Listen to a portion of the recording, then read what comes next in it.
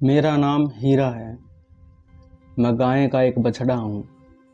मेरा जन्म एक बहुत अच्छे भारतीय परिवार में हुआ। जन्म के समय मेरे खुर चूटे जा रहे थे। बातें चल रही थी कि बच्चिया होती तो अच्छा होता। मैं माँ का दूध पीने को व्याकुल था। मुझे माँ का दूध पिलाया गया, लेकिन एक अजीब सी बात हुई। मुझे थोड़ा सा दूध पीने के बाद ही हटा दिया गया। मैं अनजान था, सोचा कि मेरे भले के लिए मुझे हटा दिया गया होगा। अब रोज ही ये प्रक्रिया होती थी। मेरी माँ के दूध पे मेरा हक नहीं था।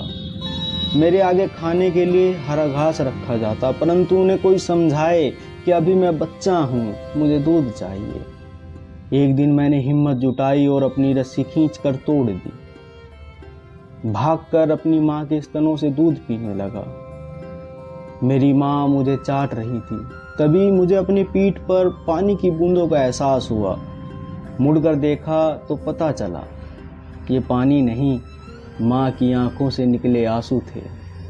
शायद माँ की आंखें कह रही थी कुछ अनहोनी होने वाली है। तभी मालिक का लड़का हाथ में डंडा और जुबान पे गाली लिए के आया। उसने अपनी पूरी ताकत से मेरी कमर पे डंडा मारा। मार इतनी तेज थी कि मेरी समझ में नहीं आया कि प्रतिक्रिया क्या करूं। फिर माँ की तरफ देखा तो माँ की आंखें पूरी तरह भीगी हुई थी। माँ को ज़्यादा दुख ना हो इसीलिए मैं चीखा नहीं। मुझे अभी मोटी रस्सी से बांध दिया। थोड़े समय के बाद जब मैं बड़ा हो गया, फिर एक दिन मुझे बाहर निकाला गया। मैं बहुत खुश था बाहर की दुनिया देखने के लिए। मुझे गाड़ी में जबरदस्ती बिना किसी चोट की परवाह करते हुए धकेल कर चढ़ा दिया गया। एक बड़ी सी जगह गाड़ी रुकी तो मैंने गर्दन ऊपर करके देखा तो यहाँ मेरे जैसे बहुत सारे थे। ये लोग इसे गौशाला कह रहे थे। मुझे अब यहीं रहना था। मैं यहाँ छोड़ दिया गया। मुझे समझने में काफी समय लगा कि ये हो क्या रहा है। मेरी माँ कहाँ है। गौशाला के भाई बहनों से पता चला कि अब यही मेरी किस्मत है। कुछ सालों बाद मैं एक अधेड़ उम्र का बैल हो गया। फिर एक रात नहीं, आप उसे भयानक रात समझिए। कुछ लोगों ने हमें पीछे के रास्ते से गाड़ी में भरना शुरू किया, किसी बिल्कुल निर्जीव वस्तु की तरह। सांस लेने की भी जगह नहीं छोड़ी। कुछ मेरे भाइयों ने तो रास्ते में ही दम तोड़ दिया। हम सभी को एक बदबूदार जगह उतारा गया। लाल रंग बह रहा था। पास जाकर पता चला कि ये तो खून है। मेरे बूढ़े शरीर में फुर्ती आ गई, न जाने ताकत कहाँ से आई। मैं भागने के लिए झटपटाने लगा, परंतु रस्सियों को तोड़ ना सका। कुछ अनहोनी महसूस होने लगी थी। गला सूख गया था, पैर कांप रहे थे, नाड़ियों में रक्त का बहाव तेज हो गया था। हमें अंदर ले जाया गया। अंदर का दृश्य मैं आपको बता नहीं सकता। आंतों का ढेर, खून की नदी, तेज छुरे और निर्दयी आदमी नहीं, आप उन्हें शैतान कहिए। मुझे ले जाया गया। मैं चीख रहा था। मौत सामने देखकर मेरा शरीर स्थूल हो गया था और दिमाग बंद। मेरी आंखें कह रही थी मैं भी तुम्हारी प्रकृति का एक टुकड़ा हूँ, मुझ में भी प्राण है। परंतु मेरी किसी ने ना सुनी। बेरहमियों ने गर्दन पर छुरा फेर दिया और तड़पने के लिए छोड़ दिया। आत्मा ने शरीर त्याग दिया।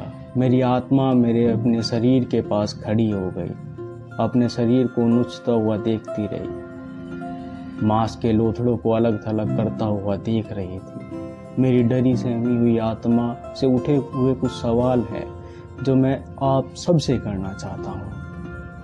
क्या हमें जीने का हक नहीं? क्या हमारे अंदर भावनाएं नहीं? क्या हमें दर्द नहीं होता? क्या बिना मांस खाए जिया नहीं जा सकता?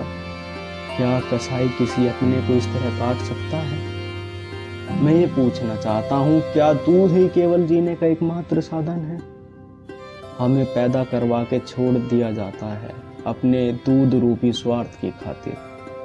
अरे हमने कब मना किया कि दूध ना पियो हमारी माँ का, परंतु जीवन पर्यंत पालने का जिगर तो रखो।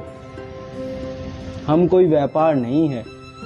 जब तक मशीन चली तब तक ठीक, नहीं तो कबाड़ी को बेच दो। आपका सवाल हुआ कि हम ना गर्भवती करवाते तो अपने आप भी तो होती। तो महानुभाव सुनिए, अगर आप हमारे जीवन में दखलंदाजी ना करते तो हमारी जनसंख्या इतनी ना बढ़ती, हम वहीं जंगल में रहते। ओह, गलती हो गई साहब, अब तो जंगल भी नहीं रहे।